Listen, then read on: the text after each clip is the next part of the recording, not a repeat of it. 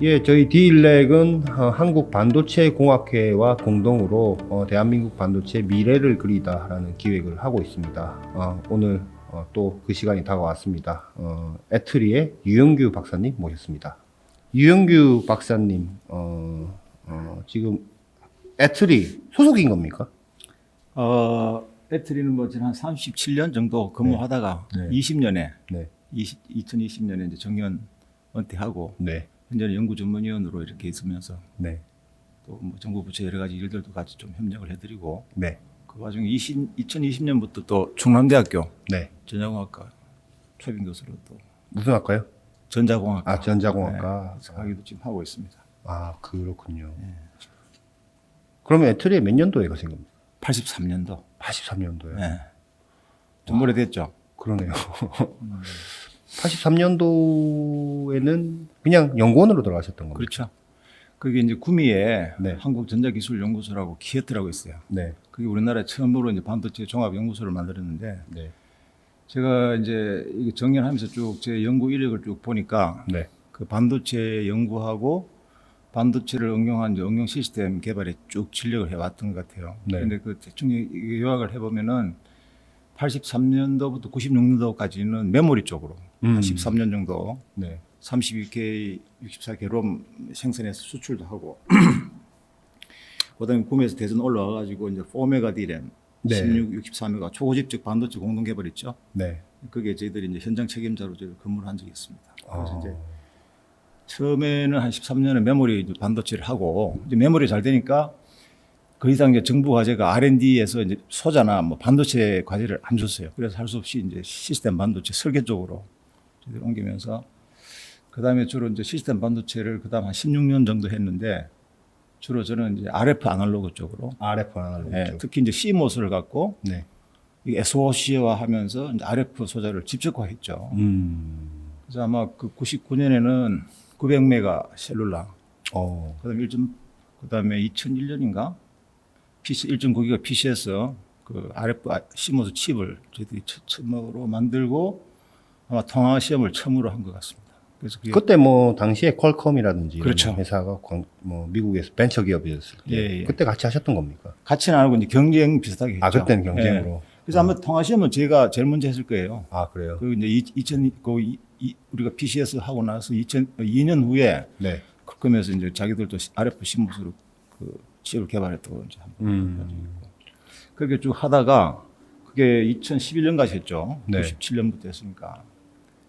그리고 2012년부터는 이제 그때 당시 지경부였어, 지식경제부에서 SOC에 소프트웨어를 넣어서 지능화시키자. 네. 그래서 소프트웨어 SOC 융합연구소를 만들었어요. 음. 그래서 그때 제가 이제 연구소장을 맡으면서 네. 시스템 반도체하고 소프트웨어를 융합하는 것들을 하고 네. 그렇게 하면서 그게 이제 한 2015년쯤 되니까 소프트웨어 SOC 융합 기술보다는 차라리 지능형 반도체를 하자 해서 이름이 지능형 반도체로 바뀌고 그렇게 쭉 오다가 하여튼 정확한 건 아닌데 한 2020년 정도부터는 이제 인공지능 반도체 이름 좀 바꾸자. 그렇게 조금 이렇게 해서 네. 대체적으로 보니까 제가 한 2012년부터 지금까지 쭉 해서 크게 보면 한 10년 정도 네.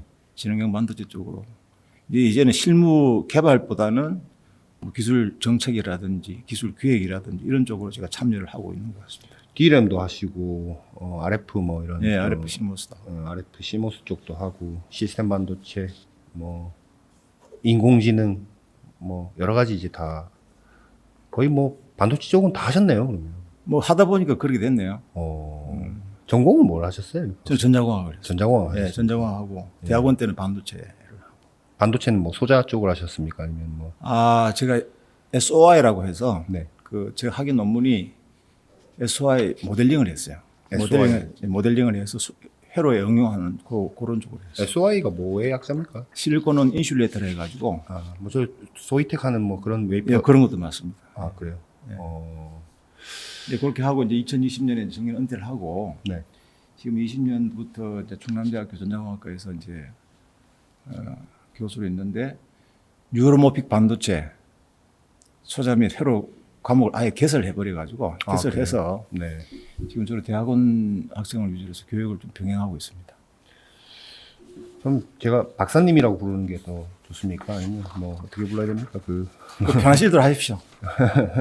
박사님으로 제가 예. 유 박사님.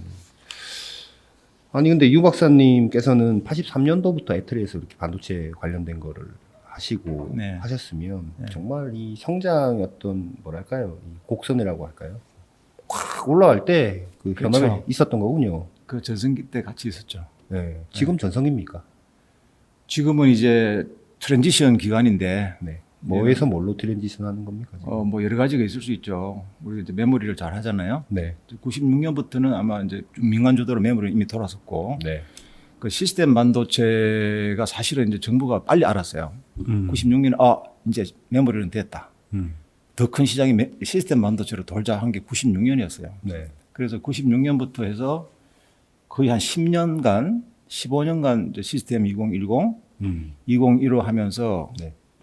거의 한 6천억 이상을 투자를 했어요. 그 시기에요. 그 시기에요. 네. 엄청나게 빨리 알았죠. 그래서 사실은 이제 그런 두 가지 시스템 반도체 사업을 통해서 사실은 어느 순간에는 그런 효과를 많이 봤어요. 봤는데 문제는 지금 와서 보니까 시스템 반도체가 뭐 파운다리는 이렇게 삼성이 잘하고 있지만 전체적으로 봤을 때 전체 세계 시장이 아직 1%를 못 먹고 있다. 뭐 이런 식으로. 글로벌 시장에서. 그렇죠. 네. 그런 부분이 있고 실제로 보면은 시스템 2010, 2015 했을 때 한 6천억인데 사실은 이제 그 산업부에서 상공부죠. 95년에 HDTV. 네. 그다음에 그 다음부터 또 98년부터인가 2011년까지인가 그 가계 정통부가 ITSOC라는 이름으로 해서 거의 비슷한 규모로 투자를 했어요. 그래서 내가 보니까 한 20년 정도 해서 거의 한 1조 내지 2조 정도 엄청나게 투자를 하고 아마 한 기자님이 잘 모르실지 몰랐는데 별의별 기발한 아이디어를 갖고 네. 여러 가지 형태의 파격적인 지원도 하고 그야말로 정책적인 입장에서 엄청나게 많은 고민을 하면서 지원을 한 게 이게 시스템 반도체 사업이에요. 근데 왜 1%밖에 안 1%가 그게 아닐까요, 지금? 그게 뭐 분석도 많이 하고 네. 그 뭐 여러 가지 이제 뭐 문제점 개선을 어떻게 해야 된다 뭐 제안들이 많죠. 그런 이야기는 뭐 일단 그 시스템 반도체 하는 분들은 이미 사실은 다 알아요. 근데 이제 제가 요즘 최근 이제 학교 교육을 하면서 조금 더 분석을 해보니까 놀라운 사실이 뭐냐니까 네. 주로 뭐죠? 그 NRE 비용이 뭐 많다든지 개발 비용이 개발 비용이 많다든지 IP 비용이 높아진다든지 뭐 디자인의 그 개입이 점점점 빨라진다든지 뭐 이런 이야기들 많고 설계 인력도 없고 그다음에 우리 대기업이 또 내재화 해버린다든지 이런 이야기들 많이 있잖아요. 맞아요. 네, 툴값도 비싸고 뭐. 그리고 그 상황이 지금도 변함이 없어요. 그게 이제 주로 저는 이제 내재적인 입장으로 보는데 네. 그 환경이 바뀌질 않아요. 왜냐하면 본질이 그러니까. 네. 근데 제가 한 가지 좀 크게 알게 된 게 뭐냐니까 이 성장 곡선이 꺾인 게 정확하게 중화권 네. 이야기하면 대만과 중국 네. 이 치고 올라가는 시점하고 정확하게 일치를 해요. 2011년부터 갑자기 중국과 대만이 확 이 매출액이라든지 네. 팹리스 업체들이 막 성장하고 네. 우리는 그때부터 막 다운되기 시작했어요. 2011년에 팹리스를 보니까 한 300개 정도 되는데 네. 지금 100개 잘 안 되잖아요. 한국에 있는. 그렇죠. 근데 중국은 그때 당시 잘 모르겠 하여튼 한 500개 정도 되다가 지금 한 2,000개 넘잖아요. 2,000개 넘는다고 그러대요. 지금. 그렇죠. 네. 그리고 정확히 TSMC 매출액도 사실은 2011년부터 확 증가하기 시작했어요. 다 그게 중국의 그 50% 이상에 대한 시스템 반도체 수요 네. 그걸 업고 큰 거거든요. 그래서 이게 우리 내재적인 원인을 계속 파봐야 거기서 계속 머물고 있는데 이게 결국 수요가 있는 중국과 이런 대만과 이런 시장에서 우리가 별렬되고 우리는 우리 나름대로 대기업들은 내재화해 버리다 보니까 우리나라 팹리스가 수요를 잃어버린 거예요. 물론 기술적인 역량이라든지 여러 가지 다 있지만 네. 수요 시스템 반도체에서 시스템 수요를 잃어버리니까 수요가 없다는 이야기는 그걸 어떻게 한다든지 수요를 만든다든지 이런 영향이 다 종합적으로 없다는 이야기죠. 그래서 아마 이 두 가지 요인이 같이 커플링 돼 가지고 뭐 그렇지 않았나 이런 생각을 하고 제가 사실 2010년 뭐 이럴 때도 이제 이쪽 반도체 쪽 취재하고 다닐 때도 지금 뭐 말씀하신 여러 가지 이제 내재적 관점에서의 어려움들은 그때도 똑같이 얘기했었거든요. 그렇죠. 지금 한 10년 넘게 지났는데도 최근에도 사실 이제 똑같은 누가 오면 똑같은 얘기를 아직도 하세요. 그러면 제 입장에서는 그러니까 그냥 일반 국민의 한 사람으로서 볼 때는 대부분 이제 정부의 정책에 대해서 보통 말씀 많이 하시더라고요. 근데 저는 또 한편으로 듣다 보면은 그게 뭐 자꾸 정부에서 물론 역할이 중요하기도 하지만 그게 정부에서 과제 많이 만들어주고 이런다고 해결될 문제인가? 이런 생각도 사실 좀 드는데. 뭐 그렇죠. 그 정부 지원도 진짜 정말 많이 했어요. 예. 저 아까 말씀드린 대로. 근데 그 정부 지원으로만 해가지고는 한계가 있는 건 확실합니다. 네. 그래서 제가 지금 그래서 보니까 물론 한 기자님 더 잘 아시겠지만은 지금 우리 팹리스를 대충 이렇게 보니까 네. 이제 지금 현재 상황을 보니까 네. 일반 팹리스들은 네. 아까 수요를 잃어버렸다 그랬잖아요. 벌써 이제 큰 시장들은 선당 공정으로 하니까 그건 투자에 엄두가 안 나요. 그건 뭐 이미 상장돼 있는 회사들도 상장된 삐끗하면 회사들도 죽는다. 5나노, 3나노 살뜰리는 일이잖아요. 네. 그래서 엄두가 안 나고 또 그다음에 그런 일반 팹리스들은 이제 그런 상황이 있고 네. 그다음에 또 IP 그 설계하는 전문 업체들이 있어요. 사실 그런 업체들이 설계 실력이 굉장합니다. 사실은. 근데 이제 그 문제는 뭐냐면은 그 회사들은 수요에 대한 리스크는 작지만 그 마진이 작아요. 마진이 작고 락킹된 그 수요처에서 그냥 또 이렇게 문제가 있으면 바로 거기서 이제 힘들어지는 거죠. 이제 그런 한계가 있고. 네. 그래서 이제 디자인 하우스를 지금 많이 좀 커져졌고 몸집이 불었는데 사실은 아직도 그 본질적인 설계, 부가 서비스 아직 수준에 있는 거고. 그래서 하여튼 우리나라의 팹리스 상태가 대충 보면 일반 팹리스는 아예 큰 수요는 엄두를 못 내고 있고. 네. 그러면 중저가를 가려고 하니까 또 어떻게 됩니까? 중국하고 대만권이 꽉 잡고 있죠. 네. 갈 데가 없어요. 이제 그런 상황이 있기 때문에 좀 문제가 있는 건 사실이고. 그래서 저는 이제 이게 아까 말한 내재적인 요인은 여전히 오히려 더 악화되고 있는 거고. 그렇죠. 네. 그 외재적인 걸 봤을 때는 벌써 중화권은 이미 딱 자리를 잡아버렸고. 그래서 그야말로 진퇴양난이다. 이게 좀 심한 말인지 모르겠는데. 저는 되게 어려울 것 같아요. 네, 네. 진퇴양난인데. 네. 이제 문제는 어쨌든 간에 시스템 반도체 전체 세계 시장을 보면은 여전히 50% 내지 60%잖아요. 대충 보면 뭐 네. 업앤다운이 있고 뭐 메모리와 시스템 반도체 사이에 그 마켓 차이가 있긴 하지만은 네. 그래서 그거를 또 포기해서는 안 돼요. 버리는 순간에 그 사실 지쳐 있어요. 그죠? 모두가 다 지쳐 다 지쳐 있죠. 네. 근데 그걸 딱 버리는 순간에 특정 나라를 말씀드려서 죄송한데 네. 일본이 지금 그렇습니다. 아, 거기 아예 손을 놔버려서. 네, 놔버린 상태입니다. 왜냐하면 뒤에 치고 올라온 인력 자체도 없어요, 이제. 자, 그러면 우리도 이렇게 힘들고 하다 보니까 이거 안 돼. 이러다가 놔버리면 그냥 사라지는 거예요. 그렇겠네요. 근데 제 도약의 기회 자체가 없기 때문에 그래도 일본은 왜요? 그 로움이라든지 뭐 르네사스라든지 뭐 파나소닉 도시바 이런 데도 일부 뭐 이제 일부 소자들 하는 회사들도 뭐 다 대기업이라서 뭐 그 정도는 그냥 나라가 어느 정도 큽니까? 그동안 지난 해왔던 그 업력이 있죠. 네. 근데 그런 정도로 갖고는 어떤 파워가 없다는 이야기고. 네. 그래서 이제 우리로 다시 돌아와 보면 상황 자체가 크게 바뀐 건 없고 오히려 더 부담이 되고 수요 입장에서 문제가 있는데 그래서 다행인지 뭔지 모르겠지만은 저는 개인적으로 그렇게 생각해요. 인공지능 반도체 처음에 이것도 약간 거품 아닌가 하도 업앤다운이 심했잖아요. 네. AI에 대해서. 근데 지금은 펄베이시하게 가고 있어요. 그래서 어쨌든 간에 이 인공지능 반도체의 이 흐름을, 인공지능의 이 흐름을 타면서 핵심 소자인 인공지능 반도체로 치고 나가서 좀 집중하면서 네. 이놈을 시스템 반도체의 견인차로 만드는 절호의 기회다. 그리고 어쩌면 우리나라가 시스템 반도체의 어떤 그거를 놓치지 않고 네. 우리 사실 목표가 2030년에 10%를 달성하는 거예요. 시스템 반도체 10%면 메모리 20%, 30%잖아요. 네. 그만 하면 된 거예요. 그래서 저는 이 시스템 반도체를 발전시키는 마지막 기회가 인공지능 반도체였다. 또는 그 인공지능 반도체를 응용 산업에 있다. 저는 그렇게 보고 있습니다.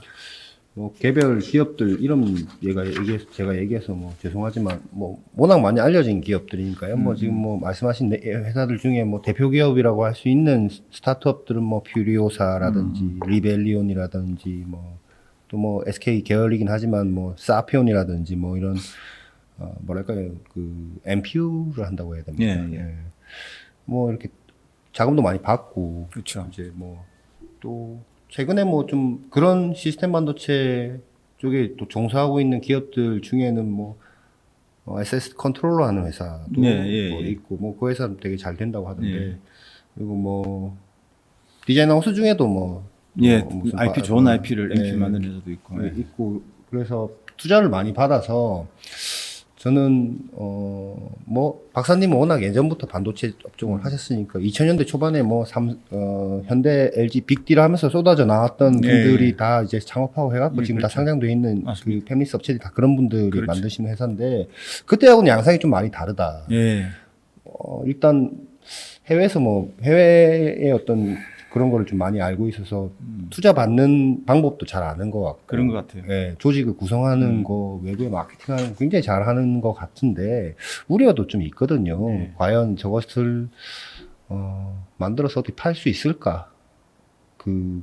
글로벌 큰 기업들이 다 저쪽 시장에 뛰어들고 있는데 예, 망해도 크게 망하지 않을까? 뭐 이런 식의 얘기들도 사실 있는 것도 사실이거든요. 뭐 그런 염려, 뭐 시장에서 그런 이야기들이 있긴 있죠. 박사님 그런 기업들 다 아시잖아요. 이제. 예, 근데 어떻게 보십니까? 그 2000년대 초 이후부터 그 소위 말하는 팹리스 업체의 투자가 거의 안 이루어지기 시작했어요. 그게 벌써 2000년대 초니까 20년이잖아요. 그렇죠.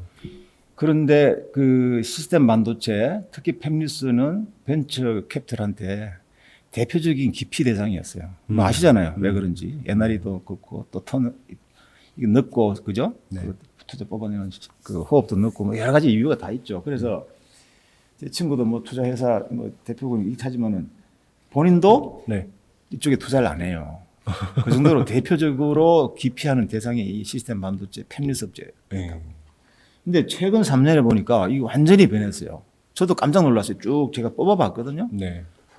뭐 거의 뭐 어떤 경우에는 뭐 1,000억 내지 2,000억 정도 투자받는 경우도 있고 아주 그리고 또 그 멤버들도 짱짱하고 그래서 이것도 우리나라 실리콘밸리처럼 환경이 많이 바뀌었네.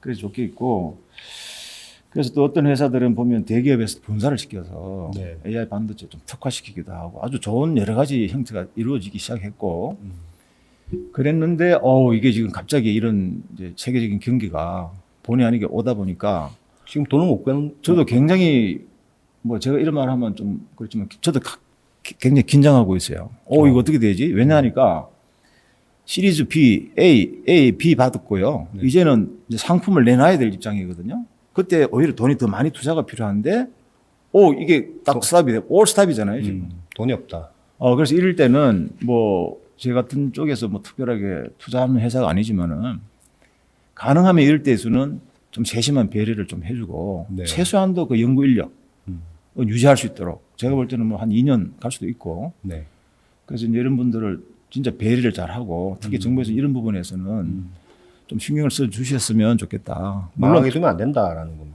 그거 망할 수도 없고요. 망해서도 안 되고. 이미 많은 돈이 들어가 있기 때문에 그 기술 자체, 인력 자체가 유지될 수 있도록 이제 그렇게 하면 좋겠습니다. 그런 방법이 있습니까? 방법은 있습니까? 저는 뭐 찾아보면 뭐 없지는 않다고 봅니다.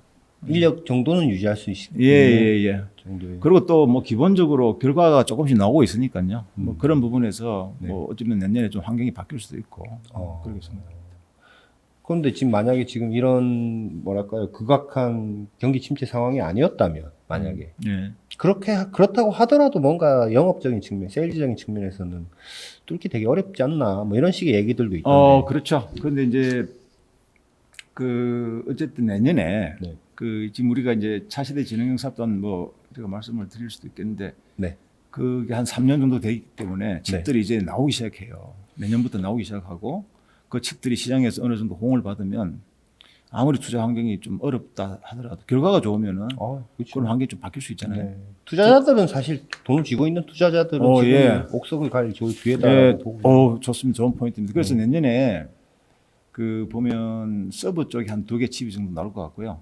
그래요? AI 물론, 쪽으로? 뭐 연초도 있고 연말에도 있을 수 있는데 모바일 쪽에도 한 2개 칩 정도 나오고 엣지는 한 4개 정도 나올 것 같아요. 물론 다 성공하고 좋은 성능이 나올지는 모르겠는데 뭐 저희들은 그런 쪽에서 나름대로 좋은 결과가 나오면 아무리 투자가 위축되더라도 그런 환경들이 조금 개선되지 않겠냐 이렇게 보고. 박사님이 지금 차세대 지능형 반도체 사업단의 뭐 그게 이제 4세대 진흥형 사업단이 이제 본부처 사업입니다. 네. 과기정통부가 주로 이제 AI 반도체 미래 소자하고 네. 그다음에 AI 반도체라 정통으로 설계하는 쪽 그 두 가지가 있고요. 네. 산업부도 같이 참여를 하면서 그 상용 시스템 반도체, 그다음에 이제 제조 장비 이쪽으로 해서 크게 4개 분야를 동시에 하고 있는데 그게 총 5천억이었나요? 아니요, 2020년부터 2029년까지 1조 96억. 1조 56억. 예, 거기 전체액이고 조 단위군요. 정부 출연금이 아마 8천 얼마일 겁니다. 예, 그 정도 돼 있습니다. 예. 거기에서 제가 이제 MPU 쪽, 그러니까 인공지능 설계 쪽에 기술 전문위원으로 제가 옆에서 좀 도와주고 박사님 하고 있습니다. 계시죠. 예, 그래서 도와주고 그 상황에 대해서 너무나 잘 알고 있지 않습니까? 예, 거기는 뭐 예를 들어 지금 4개 분야 중에 지금 하나가 지금 그거죠. 예, 예. 그 하나 안에 몇 개의 과제 꾸러미가 있습니까? 그 이제 일반적으로 보면 이제 과제를 쭉 이렇게 많이 이제 고민해가지고 이렇게 하는데, 네. 저 MPU 같은 경우에는 저희들이 좀 고민을 해가지고 이렇게 했어요. 좀 과제의 집중도를 좀 아주 좀 덴스하게 하자. 그런데 사실 이제 전체가 뭐 1조 96억이라 큰 것 같지만은 막상 또 이렇게 분야가 4개가 있고, 네. 어떻게 됩니까? 그 MPU 인공지능 설계 쪽으로 한 2,400억인가 정확히 기억은 하여튼 24% 정도 돼요. 한 2,400억 10년 동안. 그러니까 매년 한 250억이 이제 할당이 되는 거예요. 그러다 보니까 좀 외국에는 막 얼마만큼 큰 금액을 하는데 뭐 이것도 큰 돈이지만 적절한 그래서 돈이긴 하죠. 예, 조금 집중하자 해서 과제를 서버, 모바일, 엣지 이렇게 도메인별 크게 3개로 나누고 그게 플랫폼을 만들었어요. 네. 그 플랫폼 위주로 13개 과제를 분류해서 진행하는데 상당히 과제가 작죠. 39개입니까? 총. 13개. 전체가 13개. 예, 전체가 13개밖에 안 됩니다. 그 대신에 그 플랫폼을 중심으로 과제가 컨소시엄을 형성해서 그 IP를 만들고 그 IP들을 플랫폼을 통해서 검증하는 형태로 그렇게 좀 집중도를 높여서. 그 13개의 과제가 10년간 되는 거네요. 아닙니다. 아니에요? 각각이 조금 이제 연도별로 차이가 있고 조금 어떤 있어요? 경우는 4년 하다 그만두고 그다음에 다음으로 넘어가고 여러 가지 변수는 있는데 크게 보면 그 도메인별로 네. 그 도메인이라는 게 이제 굉장히 시장성이 높은 분야겠죠. 음. 그런 저 구분해서 이제 플랫폼을 만들고 이제 그렇게 했는데 이제 플랫폼을 만들다 보니까 이제 장단점이 있어요. 기술의 집중도라든지 그 플랫폼이 계속 재활용되기 때문에 좋은 면이 있는가 하면 좀 이렇게 집중하다 보니까 또 과제를 하지 못한 부분도 계시잖아요. 그래서 이제 3년쯤 되니까 이제 플랫폼도 어느 정도 완성이 돼 갑니다. 네. IP는 당연하고 이제 내년에는 온다 그랬잖아요. 그럼 이런 것들이 이제 그 내부적으로 플랫폼을 이용해서 검증을 할 수도 있지만 과제 참여하지 않은 사람들도 처음 스크래치부터 할 수는 없잖아요. 네. 뭐 아시다시피 아까 IP도 많고 여러 가지 주변 환경이 많은데 그걸 벤처들이 다 갖추기가 너무 힘드니까 네. 플랫폼에서 내가 개발한 IP만 싹 넣어가지고 네. 검증하라 이거예요. 그런데 이제 검증도 막연하게 하지 않고 서버향이면 서버향에 특화된 플랫폼이 있을 거 아니에요. 모바일향, 저적으로 특화된 엣지향 이런 식에 맞도록 제3자들이 여러 패밀리스 업체들이 필요하면 가서 그걸 검증할 수 있는 그런 환경을 지금 구축 중에 있고 지금 몇 년 됐죠? 지금 2020년부터 했으니까 3년 돼 가죠. 3년 지금 3년째 진행하고 있는 거죠. 3년째고 내년 되면 4년째가 4년째가 되는 거죠. 종료되는 과제들 중에 이제 내년에 뭐 나온다라는 거를 아니 종료는 아니고 네. 이제 3년쯤 되니까 이제 IP가 어느 정도 설계가 돼 가지고 내년에 이제 폐바웃이 되는 이제 칩들이 그래요? 나오기 시작한다는 거죠. 그럼 칩이 나오면 또 어떻게 됩니까? 소프트웨어를 포팅해서 검증을 해야 되고 맞아요. 밸리데이션 해줘야 되고 그다음에 소프트웨어를 응용 넣어가지고 또 응용 확인하고 이런 과정들이 좀 필요하니까 그 시간이 좀 더 필요하죠. 그 과제 13개 과제 중에는 다 각각의 과제를 진행하는 그 컨소시엄으로 다 들어와 있습니까? 그렇죠. 서버는 서버 향의 컨소시엄, 모바일, 엣지 여러 기업들이 들어가 있겠네요. 예. 그거는 제가 잘 몰라서 여쭤보는데 어디 들어가면은 이렇게 뭐 과기정통부나 어디 뭐 들어가면은 그 과제나 이런 거 아니요. 그 과기정통부는 이제 부처 입장이고 네. 그거를 전문으로 하는 사업단이 만들어졌어요. 아, 2020년 8월인가 비영리 법인으로 출범을 했고 네.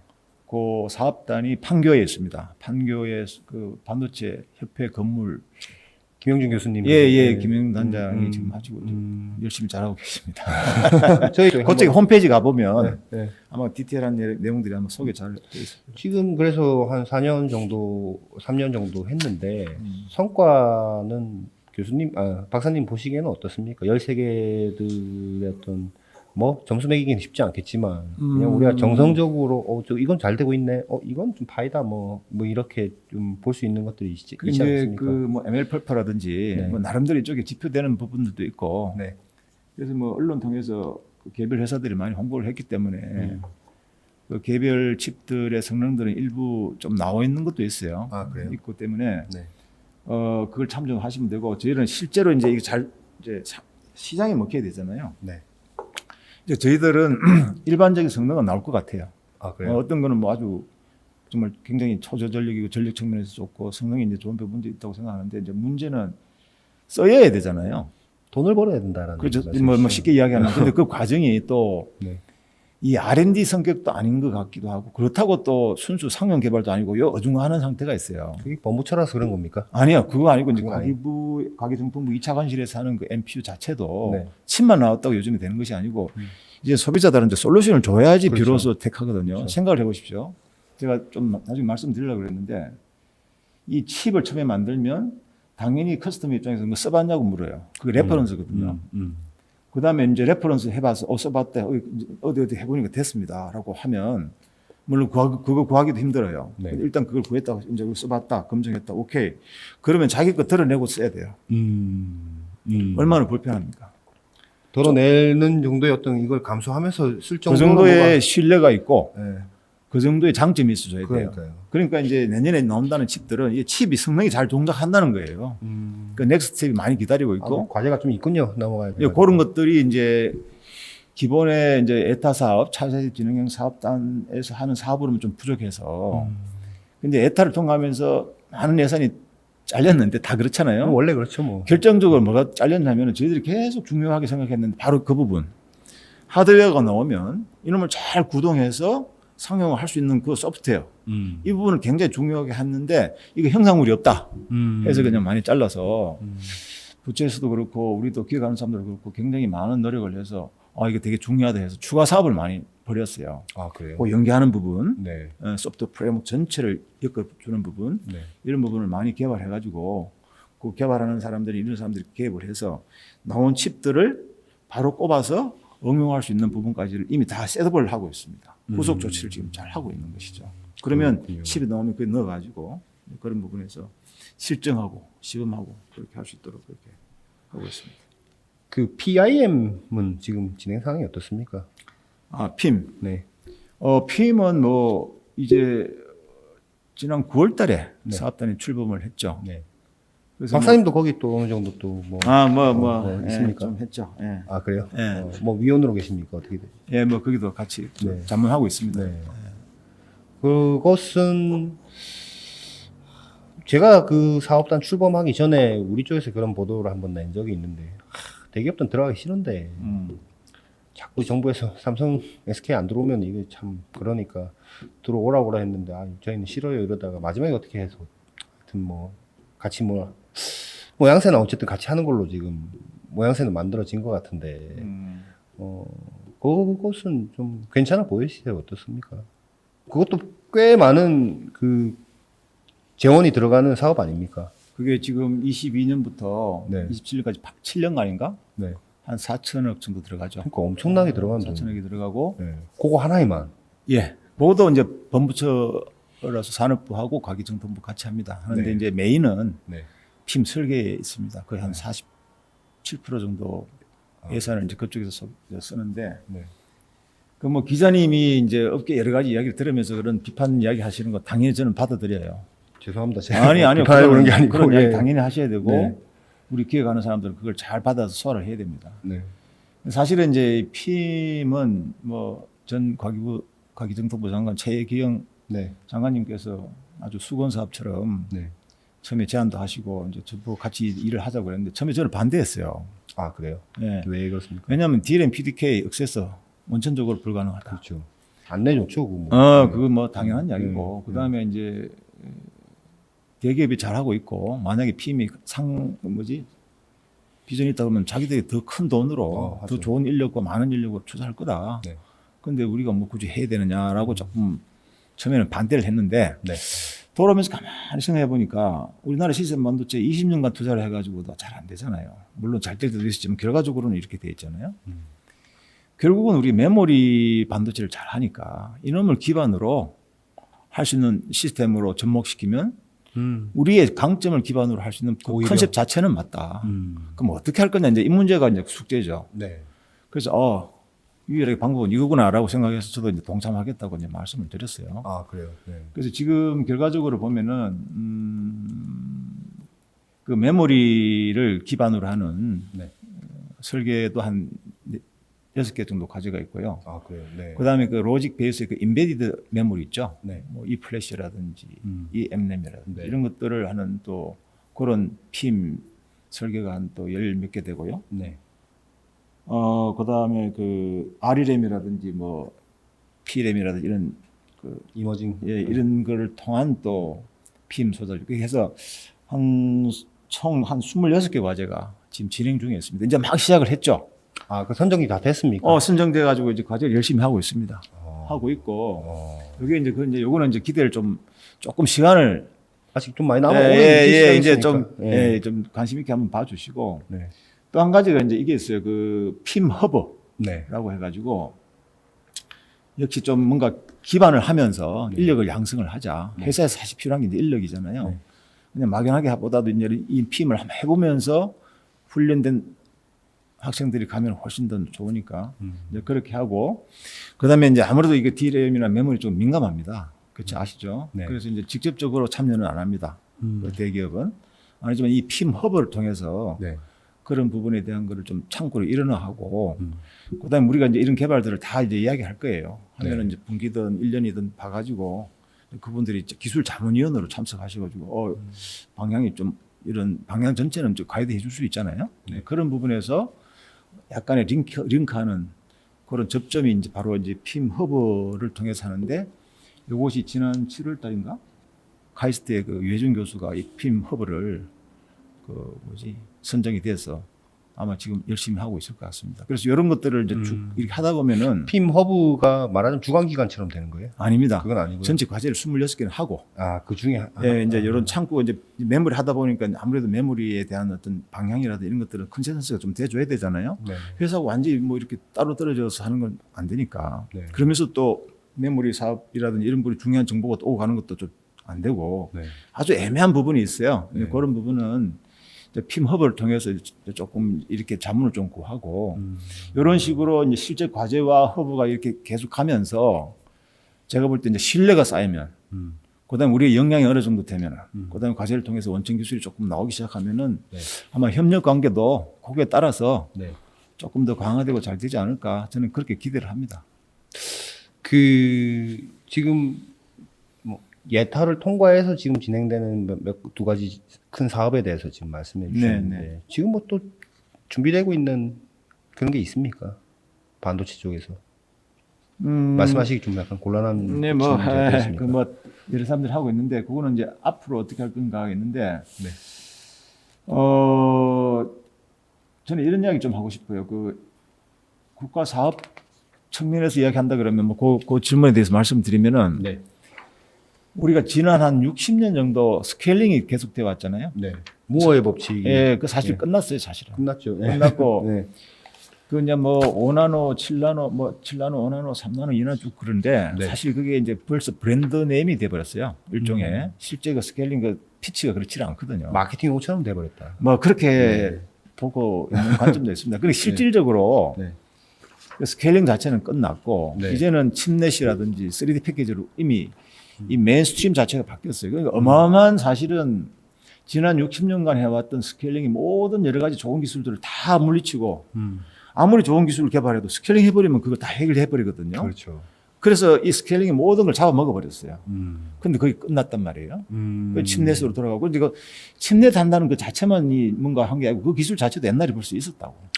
근데 이게 이제 이 스케일링이 한계가 되다 보니까 이게 이제 메인스트림으로 온 거예요. 이미 왔습니다. 왔고 사실은 내가 몇 년이라고 이야기 안 하고 어느 회사라고 이야기를 하지 않겠는데 그 기회가 우리한테도 왔었어요. 아, 그래요. 그런데 이제 어쨌든 우리라는 게 한국 얘기하는 겁니다. 네, 우리나라죠. 네. 우리나라에 예, 침례 예, 할 예. 수 있는 기회가 있었는데 네. 제가 말씀드리지만 그때는 스케일링으로서 다 해결되는 그런 시대이기 때문에 그래서 뭐 결론적으로 이야기하면 칩넷 기술도 우리가 대만의 한 템포 떨어졌죠. 놓쳐버렸어요. 네. 놓쳐버렸는데 이거는 그냥 하나의 기술이 아니고 패러다임 자체가 바뀐 거기 때문에 어쨌든 일단 빨리 만들어야 되고요. 그다음에 그걸 나가서 우리 또 그런 거 잘하잖아요. 나가서 조금 더 앞선 기술로 해야 되기 때문에 이런 부분에서는 저도 뭐 정부에서 그런 부분에 많은 관심을 갖고 추진하는 것 같아요. 그래서 그런 부분은 우리가 또 이런 부분에서 잘하잖아요. 그래서 그런 부분에 영향을 모아가지고 빨리 쫓아가고 대한민국 빠른 이 패러다임 바뀐 거에서 빨리 쫓아가고 앞서갈 수 있도록 그 정부 영향을 모아야겠다. 우리나라의 영향을 모아야겠다 이렇게 생각을 합니다. 아직까지도 그 소자업체들 사이 안에 내부의 어떤 분위기를 들어보면 말씀하신 칩렛이라든지 뭐 이제 말하자면 소위 얘기하는 그 고부가 패키징 분야에 대해서는 아직 되게 경시하는 풍조들이 아직도 좀 있는 것 같아요. 네, 예. 네. 저도 그랬어요. 아, 그래요? 전공정이 최고지. 네. 부공정. 그런데 칩넷은 네. 그 소위 말하면 전공정 다 끝나고 네. 그다음에 소자를 보호하면서 패키지 포장해 주는 게 아니라 네. 칩넷 단계로 들어가면은 그건 소자 그 반도체 연장이에요. 반도체 소자 전공정의 연장. 칩 그 자체가 돼 버렸어요. 개념이 바뀌었습니다. 예전에는 포장이었지만 이제는 바뀌었기 때문에 정말 우리 역량을 다 모아도 부족하다. 그리고 거기에 시장이 열려 있고 저는 그렇게 보고 뭐 아시잖아요. 지금 뭐 M1 칩이라 다 지금 그 칩넷으로 나오잖아요. 맞습니다. 그리고 뭐 지금 사실 그 파운드리 쪽에서는 뭐 대만의 T사가 뭐 워낙 그 잘하고 있고 예. 뭐 AS도 뭐 잘하고 전공적으로 그리고 뭐 지금 전통적인 오사트 쪽 보면 대만의 뭐 ASE, 뭐 중국의 J셋, 미국의 뭐 엠코 뭐 한국 나라 기업이라고 얘기하면 약간 좀 미국 회사입니다. 어중간하죠. 그래서 뭐 저기 인천 쪽에 다 공장이 있고 다 몰려 있는데. 토종의 한국 기업들 중에 그렇게 전문으로 오사트 할 수 있는 기업도 없다라는 것도 약간은 어떤 좀 뭐랄까요 좀 우리한테는 과제 아닙니까? 뭐 없다라기보다도 네. 그 이제 중요성을 다 알고 있습니다. 알고 있고 근데 이제 좀 투자할 수 있는 장비 규모도 좀 큰 것도 사실이고 네. 그래서 또 그다음에 이제 이게 이제 오프칩이 되다 보니까 이게 또 그다음에 시그널 인테그리티 이 속도 굉장히 빠르고 전압이 뭐 0.5V, 6V 이렇게 흘러가고 근데 열도 전체적으로 많이 나고 이 히트 싱크도 쉽지 않고 이 여러 가지가 지금 복합적으로 이 문제가 다 해결돼 줘야 되거든요. 네. 그래서 이제 이런 부분을 이제 문제점들을 우리 전문가들이 다 알고 있어요. 우리 전문가들이 보통 아닙니다. 문제는 알고 있는데 네. 이거를 언제 빨리 좀 집중해서 할 거냐 이걸 결정하는 일만 남았고요. 지금 또 그런 포텐셜을 갖고 있는 우리 오사트 업체들 물론 지금은 조금 그랬지만 얼마든지 발전할 수 있는 뭐 역량도 있고 저는 할 수 있다고 봅니다. 지금 말씀하신 그 분야에 대한 뭔가가 이루어진다면 그 예를 들어서 예산 규모라든지 뭐 이런 것들은 기존에 뭐 PIM, 지능형 반도체 이런 거 뭐 지능형 반도체 워낙 뭐 크게 나오긴 했지만 그런 것보다는 좀 커야 됩니까? 아니면 그 정도 수준에 맞춰야 됩니까? 그거는 뭐 그쪽 부분에 또 아마 이제 기획을 곧 할 것 같고요. 하고 있는 그래요? 부분도 있고 하기 때문에 네. 제가 사실은 뭐 듣고는 있는데 네. 거기서 깊이 있는 이야기는 더 이상 제가 하는 게 적절치 않다고 생각합니다. 중요하다, 반드시 해야 된다. 뭐 이거는 뭐 제가 말씀을 드리는데, 네. 예, 뭐 그럴 정도로 이야기하죠. 제가 요즘에 또 궁금한 것은 과거에 중국에서 거의 엄청난 규모의 이 돈을 뿌리고 다니지 않았습니까? 반도체에 대해서 네, R&D라든지 예, 뭐 투자라든지 할 때. 그때 저 미국이나 이런 나라에서 야, 그 WTO 위배야. 보조금 주는 거야라고 해서 또 엄청나게 또 말들이 많았고 한국도 사실 어떤 면에서 볼 때는 그런 R&D 할 때 약간 그런 소리가 나올까 봐 굉장히 뭐랄까 우려했던 우리가 지나치게 걱정을 많이 했죠. 지나치게 오히려. 많이 한 겁니다. 예, 저는 그렇게 지금은 지금 한번 보세요. 지금 뭐 다 월드와이드하게 한번 보세요. 그럼 오히려 지금은 정부 차원에서 그런 반도체 유망 산업에 돈을 태우기가 굉장히 좋은 시기가 된 겁니까? 예, 예. 물론 이제 지혜롭게 해야죠. 뭐 무조건 뭐 그러지 않은데 어쨌든 지금 상황은 완전히 바뀌고. 네. 그래서 저도 이제 이런 생각을 조금 해요. 제가 계속 뭐 여러 가지 이제 공적인 입장이나 사적인 입장에서 그 이야기하는데 우리 팹리스하고 우리 시스템 반도체 입장에서는 어쨌든 그 어떤 선순환적인 주기 전체적인 생태계와 주기를 만들어줘야 된다. 네. 심리사를 좀 만들어줘야 되는데 그게 이제 바운더리 이야기 많이 하잖아요. 네. 제가 회사 이름을 그냥 구체적으로 이야기해도 되겠죠? 괜찮습니다. 뭐 삼성 혹시 문제되면 저희가 삐 처리하겠습니다. 그러니까 이제 그 사람들이 이제 저도 마찬가지로 불만이 많았어요. 네. 그 파운더리 서비스 받으면 차이가 많아요. 서비스 해주는 그 친절도라든지. 뭐 원래 메모리부터 했다 뭐 했으니까요. 그런데 네. 제가 한 가지 꼭 그 말씀을 드리는 게 뭐냐니까 삼성은 2017년에 공식적으로 시작을 했어요. TSMC는 1987년인가? 한국 D램 할 때 비슷하게 시작한 거잖아요. 네, 그러니까 30년 차이가 난다고 네. 음력이. 네.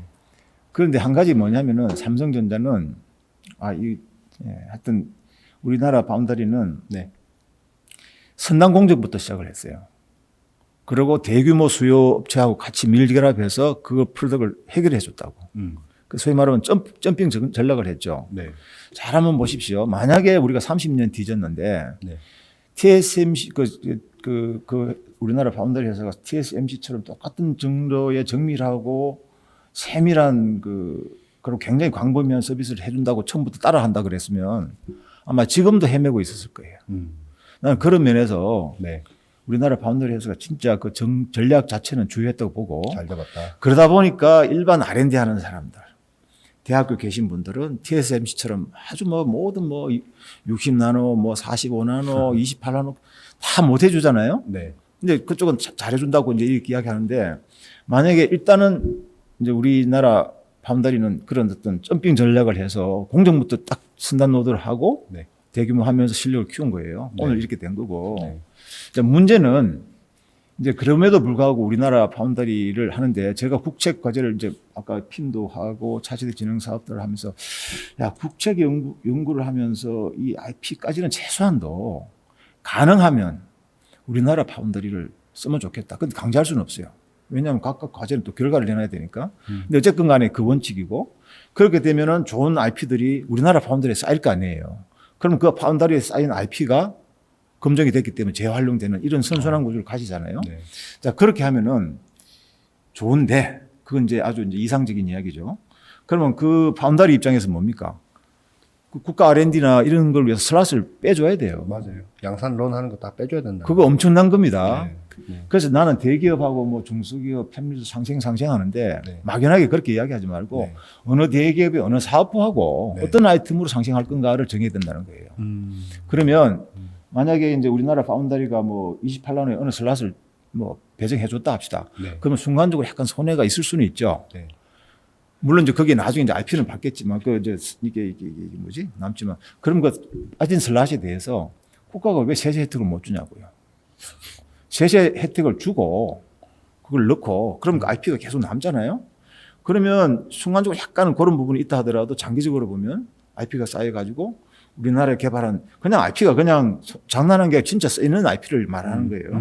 그럼 그런 것들이 계속 쌓이면 재활용되고 커스터머도 많아지는 것이 장기적으로 좋은데 네. 당장의 그런 손해 부분에 대한 부분을 그 사업부가 부담을 해야 되니까 그런 거는 세제 혜택을 주자 이거예요. 그렇게 되면은 전체적으로 국가가 이익입니다. 지금 반도체 특별법 뭐 지금 뭐 여당 특위에서 만들어 놓은 그 법안 통과 안 되고 있어갖고 그 야당에서도 내놓은 거 보니까 그런 혜택 같은 건 좀 세제 혜택 꼭 있습니까? 예, 아니 그러니까 뭐 지금 전반적으로 해서 했는데 야당에서는 좀 줄여서 또 법안을 또 내긴 냈더라고요. 그래서 그러니까 그렇게 되면은 좋을 것 같아요. 근데 저는 이제 국책과제하고 회사 뭐 중국에 파는 회사도 있었는데요. 네? 국책과제 수행하고 네. 중국에 회사 팔았던 사례도 좀 있던 걸로 저는. 뭐 알고 자본주의에서 뭐 왔다 갔다 하는 걸 어떻게 막겠어요? 그러니까요. 네. 그러니까 이제 사실 그런 어떤 한국에 뭐 깔고 이런 것들에 대해서 뭔가 그렇게 따지고 들어가다 보면은 과제를 못 하죠. 아, 예. 아니 왜냐면 뭐 국책과제 해서 정부 돈 받아 뭘 개발해가지고 그걸로 성과 내고 나서 해외에 팔아버리고 이렇게 돼버리는 회사들도 사실 지금까지 꽤 있지 않았습니까? 그 부분은 제가 언급 안 할게요. 네. 뭐 하여튼. 근데 어쨌든 중요한 거는 네. 최소한 국제까지를 한 부분에 있어서 네. 애국심이 아니고 그게 우리나라 파운드를 통해서 IP가 이렇게 검증되고 재활용되면은 네. 국가적으로는 이익이라는 거예요. 그 방향을 우리가 좀 했으면 좋겠다. 뭐 그런 생각이 듭니다. 박사님 근데 그 반도체 창업은 앞으로 더 많이 될까요? 많이 돼야 되겠죠? 예, 돼야죠. 결국은 창업을 해서 이제 걔들이 커가지고 전체 파일을 키워야죠. 네. 그 저는 이제 저도 창업 이제 뭐 그 기회가 몇 번 오긴 왔는데 결국은 이게 돈이더라고. 네. 돈 문제가 있는데 저는 그 창업하는 회사 유형을 크게 한 세 가지로 분류합니다. 일반 분류하고 달리 저는 한번 생각해 봤는데 정말 S급 인력을 모아가지고 그걸 통해서 또 많은 투자를 받아서 아예 처음부터 글로벌로 가는 회사가 있을 수 있죠. 네. 실리콘밸리에서 많은데 우리나라에도 그런 현상이 이제 일어나기 시작했단 말이죠. 아까 말씀드린 대로. 두 번째 유형이 뭐냐면은 확실한 수요를 받아가지고 확실한 수요를 갖고 꾸준하게 성장하는 회사가 있어요. 우리나라 대표적으로 최고의 그 1조 이상의 매출액을 내는 회사가 있습니다. 그게 아주 전형적인 예입니다.